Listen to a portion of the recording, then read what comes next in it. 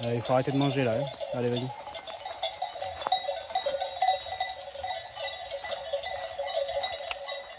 Bonjour à tous.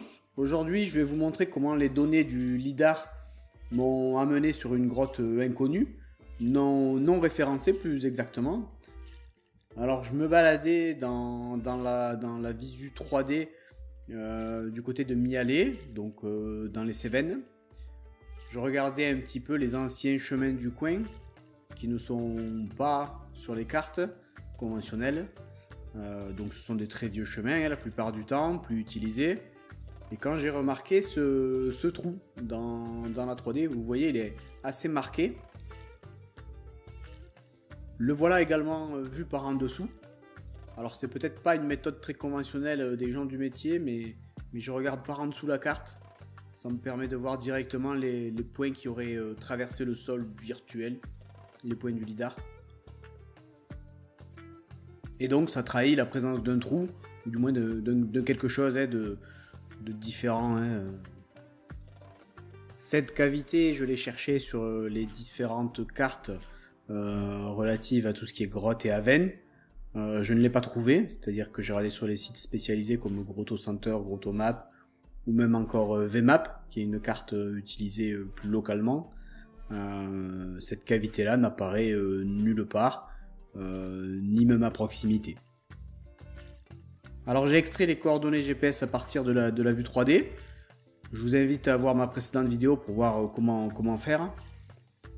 J'ai fait un GPX qui arpente les anciens chemins, puisqu'au passage j'ai bien sûr fait ma randonnée. Et puis je me suis rendu sur place. Petit rappel, on est dans les Cévennes, dans le parc national des Cévennes. Donc on fait gaffe quand même où on met les pieds, pas de feu évidemment. Parce que bon, ok, ça nous permet d'aller dans des endroits sauvages. Mais il y a quand même toute la vie animale à respecter. Pour le moment, je suis toujours sur un sentier balisé. Mais bientôt, je prendrai sur la gauche pour essayer de rejoindre cette cavité vue sur QGIS. Bon, voilà, j'ai quitté le chemin de randonnée. Là, je vais essayer de suivre la trace que j'ai faite à partir des points GPS sur QGIS sur un ancien chemin. Plus vraiment visible, apparemment.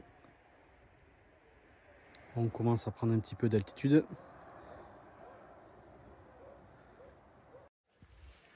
Bon voilà, j'arrive à proximité des coordonnées GPS que j'ai marquées pour cette cavité là, enfin ce trou. Je vais faire gaffe où je mets les pieds du coup et je vais chercher. Bon et voilà, je suis arrivé aux coordonnées GPS et pile poil sur ce trou. Et puis alors je vous confirme qu'il y a un sacré trou. Hein. Je vais me tenir à cet arbre. Alors je vais pas trop m'approcher. Je vais tendre un petit peu le bras là. Je sais pas si vous voyez bien, mais comme ça là je viens juste d'arriver, mais ça semble assez profond. Hein. Alors vous voyez comme c'est dangereux si vous arrivez par en haut là, où ça a l'air assez dégagé le terrain. Franchement, on pourrait largement passer en descendant là. Le trou il est direct. Puis alors c'est profond. Hein.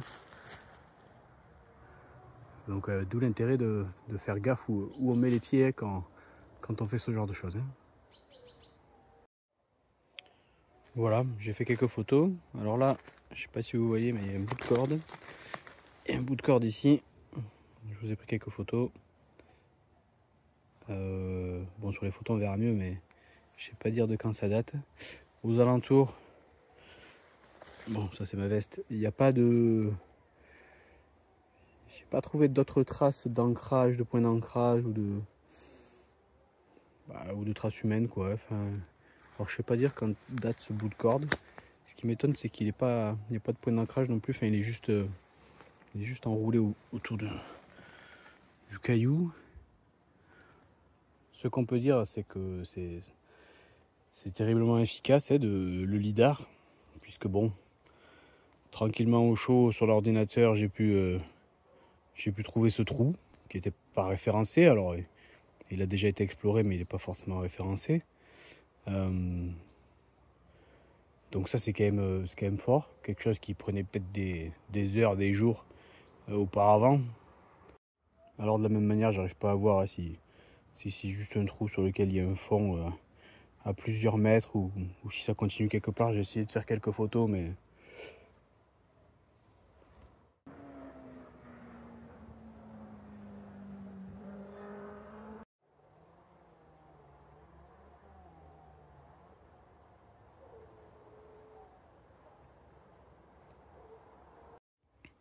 je contacterai quelqu'un du coin, certainement à Alès, pour faire part de cette redécouverte.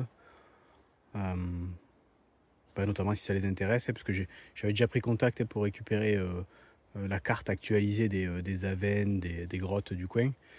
Et ce trou n'y figure pas. Donc je reprendrai contact avec eux si ça les intéresse de venir réexplorer peut-être ce trou. Je quitte la forêt où se trouvait le trou. Je suis revenu sur un grand chemin. Alors c'est pas un chemin de randonnée, mais bon, il est facile. Hein. Et je vais essayer d'aller rejoindre un chemin que j'ai repéré en contrebas, qui permet d'aller d'un hameau à un autre. C'est un chemin qui n'est pas sur les cartes, mais qui semble sympa, au bord de la rivière, avec la falaise sur la gauche. Donc je vais aller voir ça. Ce chemin qui est agréable. Alors il devait servir à relier les deux hameaux. À l'époque où il n'y avait pas forcément les ponts et les routes pour traverser le Gardon.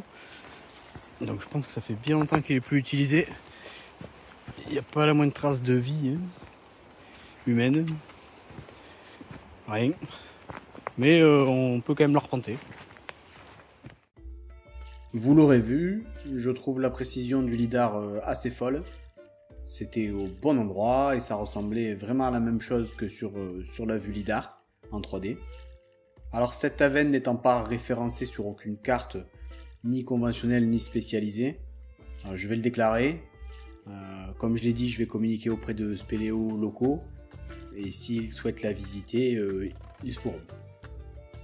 À l'heure où je vous parle, j'ai déjà détecté d'autres trous du même genre qui ne sont pas référencés et dont aucun chemin ne mène. Donc c'est un peu triché le lidar pour ça aussi. Mais c'est comme ça, c'est la technologie qui veut ça. C'est terminé pour aujourd'hui, donc maintenant je vous dis à bientôt pour une prochaine exploration.